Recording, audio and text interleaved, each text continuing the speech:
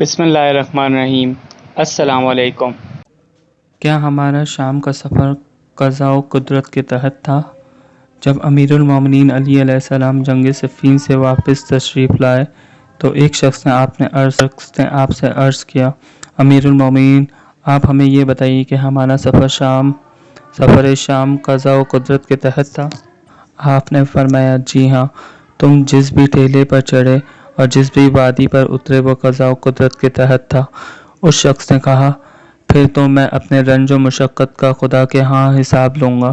آپ نے فرمایا، شیخ رک جا، تم نے اس کے لیے جو سفر کیا اور جتنا عرصہ قیام کیا اور واپسی پر تم لوٹے ہو تو اللہ نے سب پر تمہارے اجر عظیم دیا ہے۔ تم اپنے امور میں مجبور نہیں تھے۔